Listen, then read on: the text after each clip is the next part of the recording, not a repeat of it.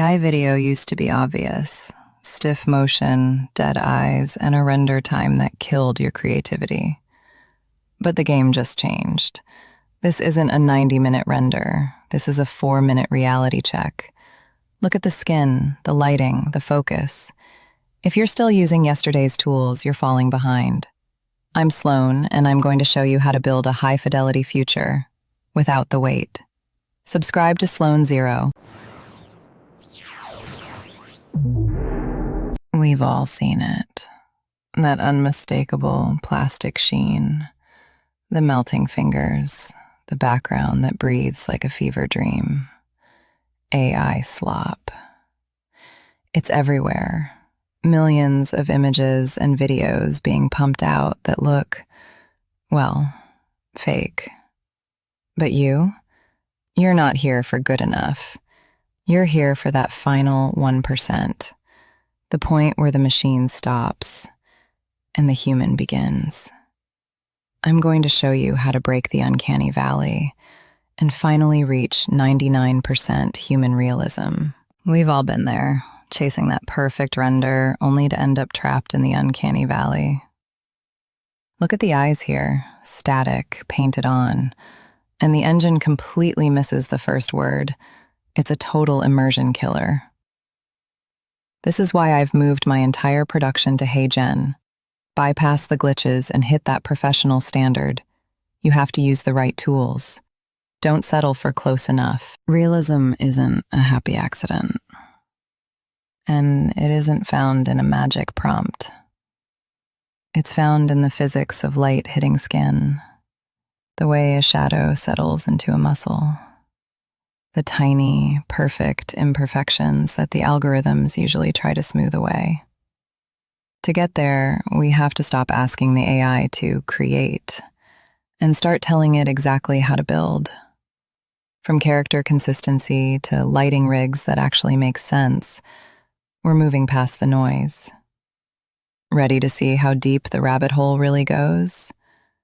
Let's get to work. Everything lives or dies right here.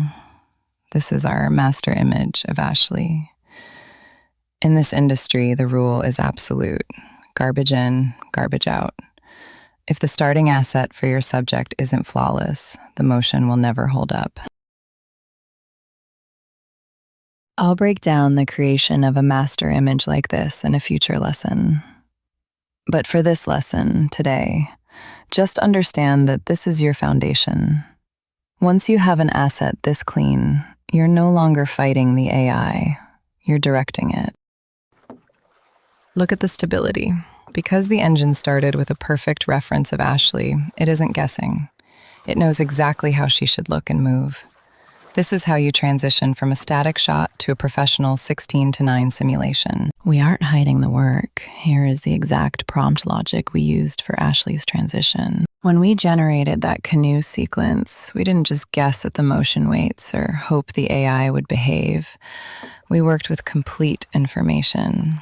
This fidelity, the definition in the deltoids, the core engagement, the specific facial structure that stays locked through the movement, that was all decided before we ever hit generate.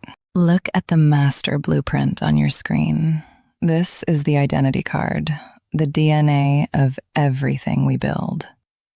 Most creators fail because they treat prompting like a slot machine, hoping for a win. We don't hope, we engineer. By locking these 5 specific angles and tethering the anatomical landmarks, we create a badass shield around the character. It's the difference between a one-off fluke and a permanent, scalable brand. Hindsight is 20/20, but foresight is engineering. Look at the dashboard.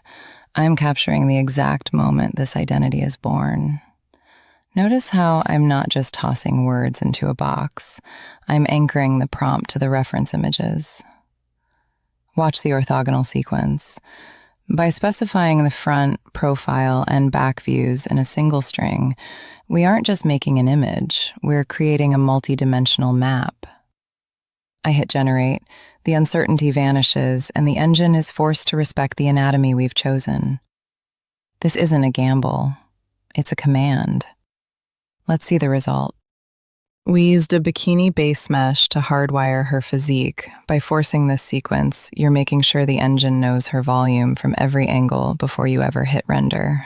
We're tethering the face and those tortoiseshell glasses to the power we built in the base mesh. This is how you stop the character drift that kills most AI films.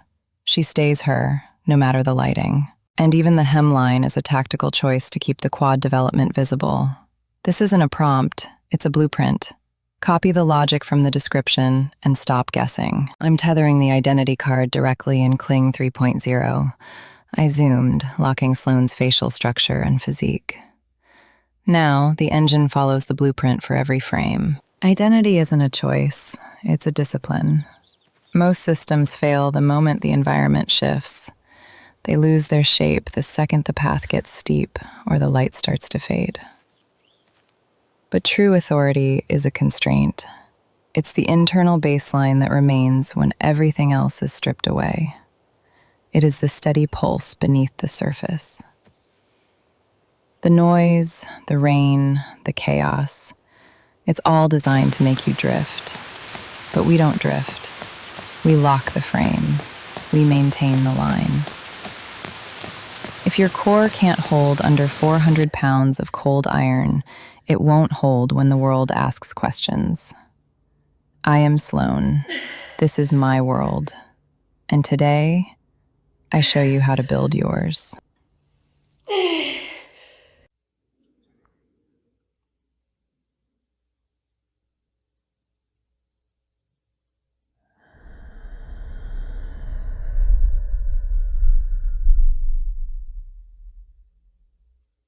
You're still here. Good. That means you're ready to see how deep this goes. Subscribe and like the work. And if there's anything you want to see, comment below. I'm doing this for you after all. I'd love to hear your suggestions.